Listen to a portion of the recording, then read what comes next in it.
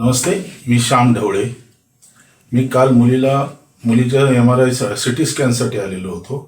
त्यावेळेस मला ही मशीन दिसलेली आहे आणि 30 टेस्ट 300 रुपयामध्ये 299 रुपयामध्ये 30 टेस्ट, ज्याची बाहेर व्हॅल्यू माझ्या अंदाजाने तर बरीचशी असणार आहे. कारण 10 रुपयाला एक टेस्ट कुठलीही ECG करणार नाही. तुम्हाला डाएटचा चार्ट पण मिळतोय, सगळं होतंय आणि एकाच जागेवर सगळं आहे. हा ठीक आहे.